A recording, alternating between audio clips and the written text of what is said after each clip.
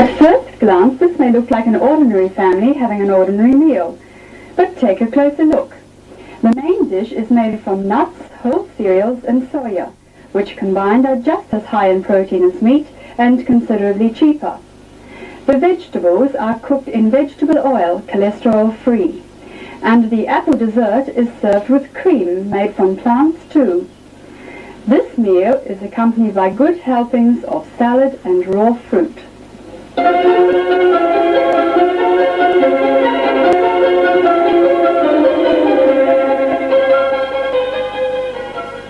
The Vegan Society was formed in 1944 by a group of vegetarians who realized that there was more cruelty involved in milk production than in meat production. This realization shocked them into pioneering a way of life that is of the utmost importance in feeding the hungry millions today and our children tomorrow. Milk production is cruel because calves are taken from their mothers soon after birth and sent to the slaughterhouse or veal calf units so that humans can have the milk. Cows often cry for their babies for days, and after repeated pregnancies, worn-out cows are butchered as soon as their milk yield drops. Many people are turning to veganism today because so many more could be fed if we ate plant foods direct instead of feeding them through animals first, thus increasing the chance of world famine and needless scenes like these. The number of animals deliberately bred by man now outnumbers him. This adds up to a second population explosion, which we must stop if we are going to feed people. But can we keep healthy without any animal products? Can we bear and bring up our children healthily and happily? Can we grow crops properly? Can we eat well? This is Jack Sanderson, vegan for over 30 years, Deputy President of the Vegan Society and Secretary of the Research Section of the Vegetarian Society. He is going to take us to meet some people who will answer these questions. This is Dr. Ellis, a consultant hematologist at Kingston Hospital. I understand, Doctor, there have been a number of clinical investigations into the health of vegans. Yes, this is so. During the past 15 years, we have investigated hundreds of vegans and done hundreds of tests on them. But it's not possible to mention more now. To mention a few, firstly, we've done clinical examinations on them, x-rays, electrocardiograms, weighed dietary surveys. We've investigated pregnancy in vegan women. We've looked at infants from the age of 1 year to 20 years. We've done weighed dietary surveys of the intake of diet of vegans, also their physical efficiency, and many other investigations. Could you tell us the result of your investigation? Very few, yes.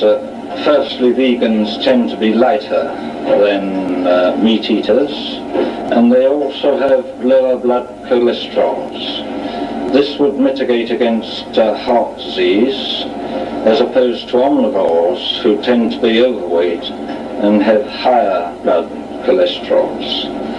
The vegan physical efficiency is normal. They're normal, healthy people.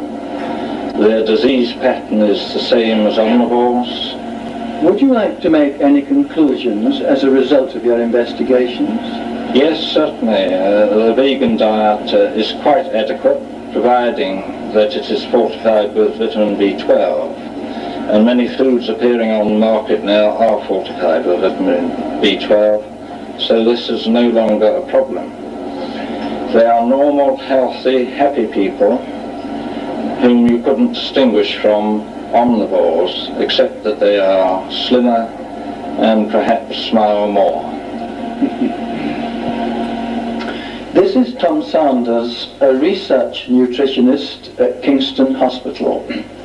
Are you convinced that the vegan diet is fully adequate? Yes, I believe it is, provided a mixed diet is eaten. one comprising cereals, nuts, pulses, fruit, and vegetables, and it is supplemented with vitamin B12. Dietary inadequacy can arise if too high a proportion of cereals, refined cereals, are eaten, such as polished rice. Otherwise, it's quite adequate. Do most nutritionists agree with you? Yes, I think in the main they do. The trouble is there aren't many nutritionists. Most of the work in nutrition has been done on animals, and we know more about the laboratory rat than we do about man, which is a great shame. Vegans, however, are a very interesting group of people to study, because their diet is very similar to most people in the world, people living in the third world countries of Asia and Africa, who eat very little animal products. And if we look at the disease patterns in these developing countries, they have very little heart disease, very little cancer of the colon, whereas in the Western countries, such as North America and this country, we have a lot of heart disease and cancer of the colon. And we've looked at see if the incidence of these diseases is less in vegans, and we've looked for various risk factors associated with these diseases, and we found that vegans are probably less prone to get heart disease and cancer of the colon than meat eaters. How about animal fats being necessary for brain development? This is not true. A theory was put forward based on experiments with carnivorous cats, and they'd made the mistake, which a lot of research people do, of applying animal experiments directly to man. Well, we've looked to see whether these animal fats are necessary in vegans, and we've measured various things in the blood, and we found that vegans can synthesize these special fats from plant fats. And evidence for this is also supplied by the development of vegans, people who've been vegans for life. Their mental development is quite normal, their educational attainment is generally quite high.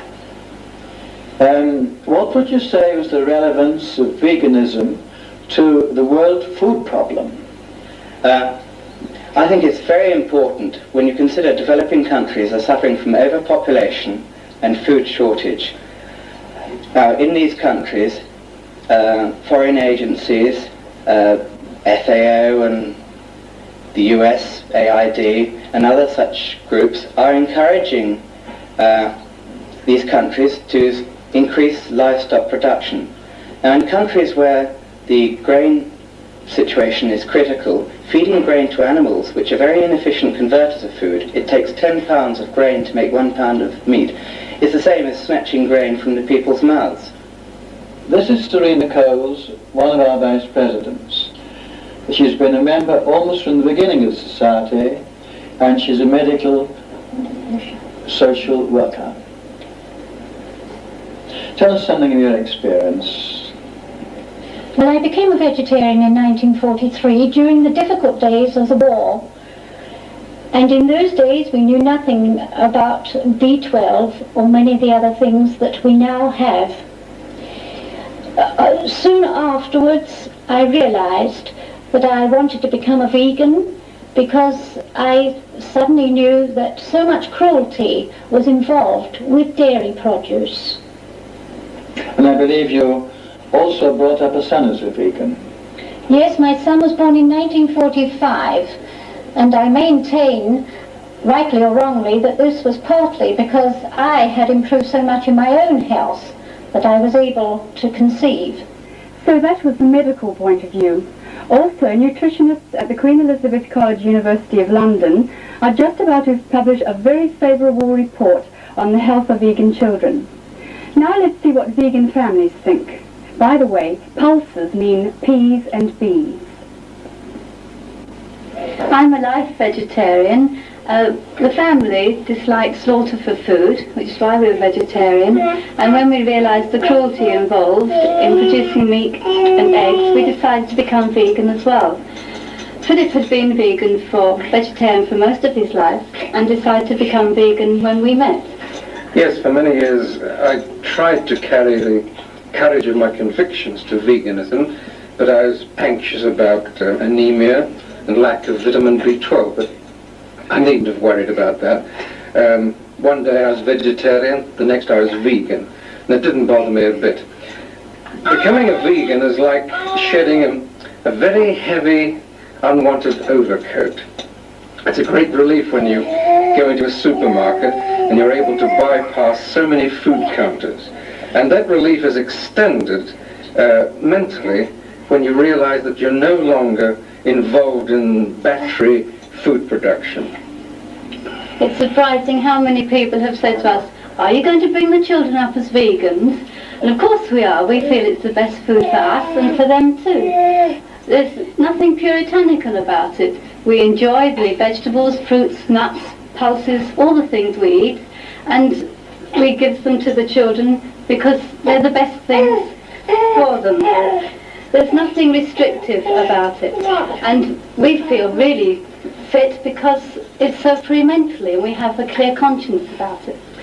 Obviously we'd like the children to grow up in our philosophy, but as they do come in contact with the general society, pressure will be put on them to give consideration to a meat diet.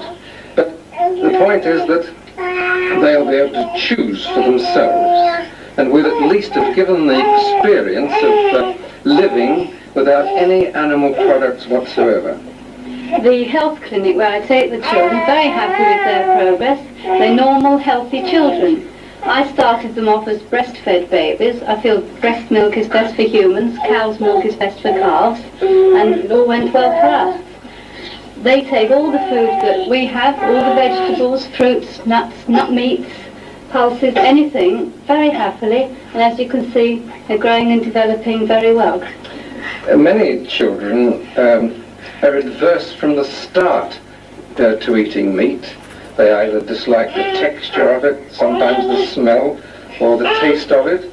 But we find that with these children, they accept everything gladly and they enjoy all the marvelous different foods that we can produce without resource to animal food whatsoever.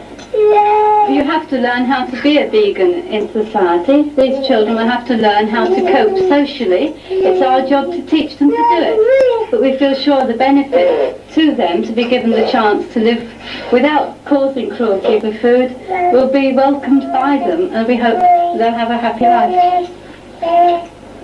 My name's Harold Bland, and this is my wife Jenny and our baby daughter Rosemary, who is 10 months old. We've been vegan now for 10 years, and of course the baby is a life vegan. We find that our vegan diet keeps us perfectly healthy. We can pursue all our outdoor activities that we used to with just as much interest. We go cycling, camping, canoeing, walking, all those sort of things. And we find that we can carry on our business lives and working lives aided by the vegan diet. And we find we enjoy our lives even more than before because we find we have a clear conscience about the things we eat and do. Now to the table and the kitchen. Don't you find vegan food rather boring, Jenny? Well, we were very worried about that too when we turned vegan, but we soon found it became very interesting as we found lots of new possibilities to try out. And we also found it became very much cheaper. Do you spend much time preparing your food? Well, with a small baby, and I also teach and I do the gardening, I don't get much time. I do bake all our own bread, and I don't use convenience foods, but I still find I don't spend very much time at all preparing it. Is it very difficult? Do you have to be a very good cook? No. You can see by looking at the recipe books that we've got that it is really very easy. And there's one called First Hand, First Rate, which really lives up to its name and is biased towards locally grown foods. This one has got a recipe for vegan cheese, which we found all our friends who eat cheese normally, they're very fond of it. Harold, you've been looking at the question of comparative yield of different food crops. Do you really think that you can grow enough plant food to feed a vegan population? Well, yes. The vegan diet is extremely economical in terms of land usage. If we take, for example, the protein yield per acre of wheat and beef and allow for what we call the biological factor, we find that wheat yields 10 times as much as beef. Milk is a little better, but wheat still yields 3 times as much as this. Now, various foods give different comparison figures, and some can be as high as 30 times.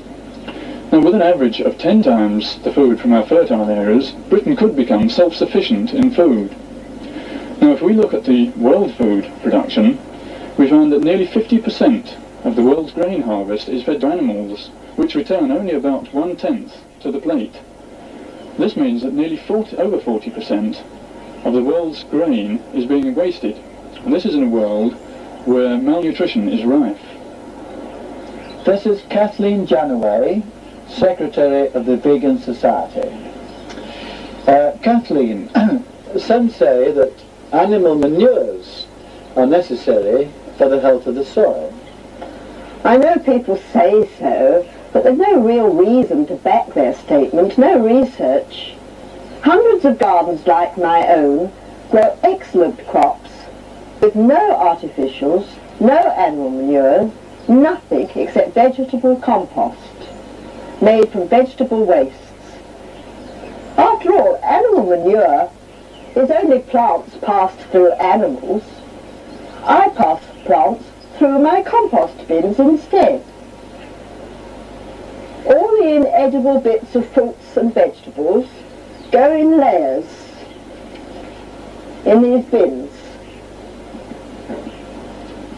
I cover them with layers of weeds,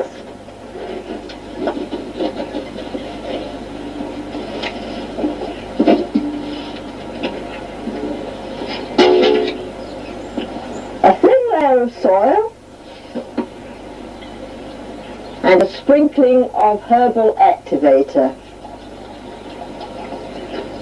And in 6 or 12 weeks, you get marvellous compost.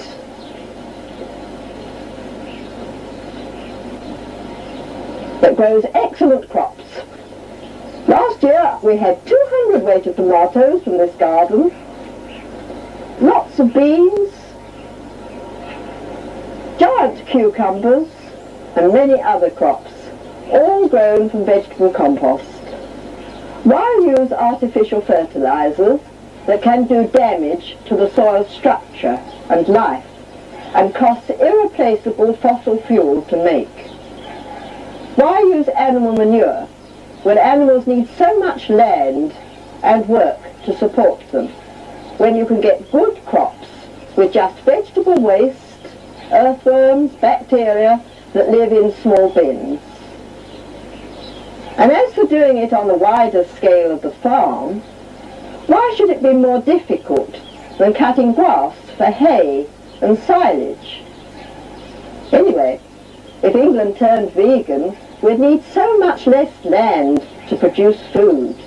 We'd have wide acres for forests and wildlife and recreation.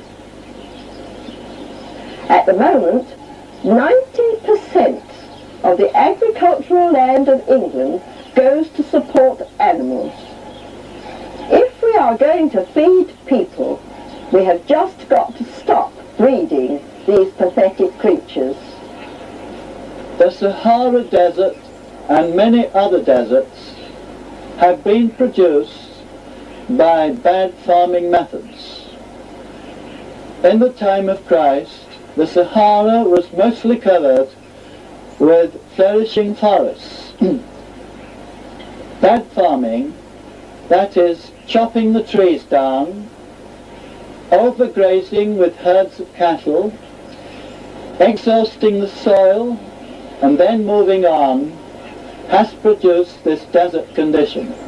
By reversing this process in our time, by using trees properly, almost any kind of soil can be made to grow good food.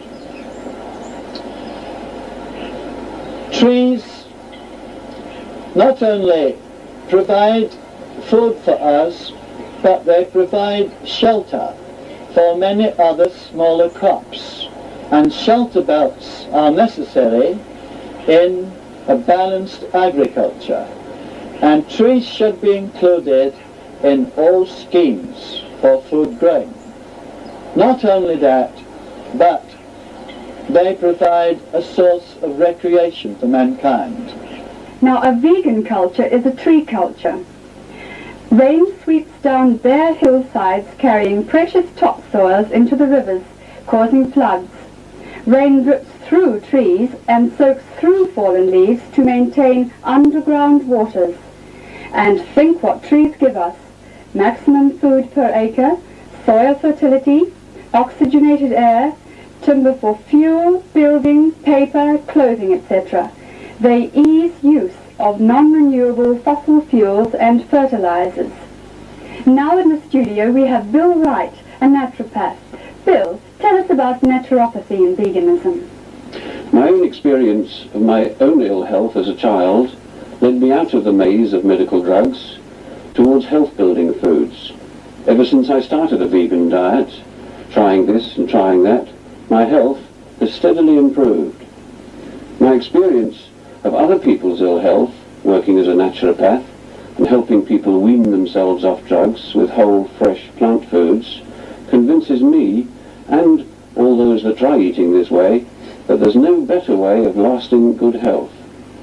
The health-building qualities of this kind of food lies in the fact that the food elements are readily acceptable to the body, unlike animal foods which can cause harmful side effects. Anyone who wants to start this way of life, I would recommend a careful approach with the help of literature from the Vegan Society. Yes, and we'll give you our address later. Harry Bonney, you are an ex-boxer, a parachute jumper, and still at 50-something of an athlete. You are a blood donor, an entertainer, and a supporter of many good causes. Tell us what you think of the vegan way of life. I've been a vegan for more than 14 years, and I can honestly say I have never felt fitter or more relaxed. I stopped drinking milk when I learned of the cruelty inflicted on cows and their calves. Let's face it, Erica, cow's milk is for calves, not for humans. Yes, and we have other athletes in our society too, like Jack McClelland, a wrestler, footballer, and cross-channel swimmer. And they all agree that milk is a baby food, not fit for strong men. Eva Batt. Eva is chairman of our vegan council. Tell us, Eva, how you became a vegan. I remember very clearly, Erica, although it was nearly 20 years ago. There was this railway station platform and there were some cows herded at one end and they were making a very pathetic noise. And at the other end were baby calves, very, very young, and they too were crying for the mother cows. And of course I asked an official why couldn't they be put together. And he explained that the cows were going to market and the calves were going to the butcher. To the butcher, I said. Why? Well, he said, you can't have milk unless cows keep having calves. And you can only rear a few of those calves as cows. Most of those other poor little things will be in veal and ham pies before long. This shook me. I hadn't realised that milk production was responsible for all this suffering and slaughter. I had pictured placid, gentle cows happily grazing in green pastures, and I thought how kind the farmers were to relieve them of their milk. I turned again to the cows, because one was nudging my shoulder, trying to attract my attention. And as I turned, she gazed straight into my eyes, and there was a real message. That's the time it came through to me. I knew then I could never drink milk again. And I hadn't. But believe me, I had a terrible time over that weekend, just wondering how I was going to manage. I knew people could live well without meat, but without milk, I really thought I was going to die. So you can imagine how delighted I was when I discovered that there were other people who were living happy, healthy lives as vegans, thinking the way I did. And today, on my 68th birthday, I too am feeling happier, healthier, and altogether better than ever before.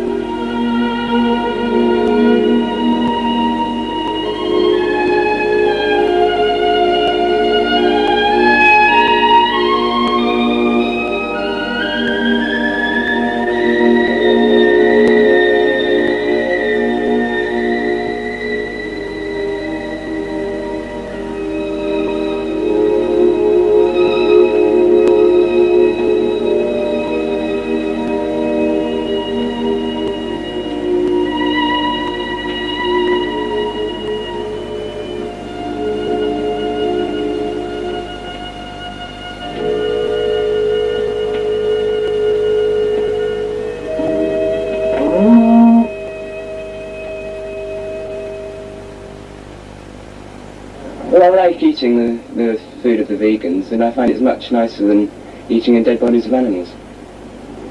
I like it because we don't have to kill the animals and eat them. I like it because we like the animals, but we don't like to kill them, so we don't eat the meat. And the suffering is so unnecessary, because not only is vegan food adequate for health, but it can be truly delicious and much cheaper. Now let's see what vegans eat. Well, of course we eat a lot of vegetables and fruits. We eat nutritious savouries instead of meat and fish. We have desserts and cakes of all kinds, made of course with vegetable fats, without eggs and milk, and this is cheaper too. We have wholemeal bread, and we have a vegan substitute cheese, which is very quick and easy to make, sliceable, cookable, and very easy to keep. For all these dishes, you will find clear recipes in our cookery book, What's Cooking, by Eva Batch. There is a creamy plant milk, and we can have milkshakes. We have vegan convenience protein foods, which are obtainable at all good health shops and some other shops too. Once we have got used to the changeover, we really do not miss animal products. Thank you, Erica. If you would like recipes or more information about other aspects of veganism, the address of the Vegan Society is 47 Highlands Road, Leatherhead, Surrey. I will repeat that. 47 Highlands Road, Leatherhead, Surrey. Telephone, Leatherhead 72389. Let us stop killing. Let us grow more trees instead. Why not join us in the green revolution, the bloodless revolution?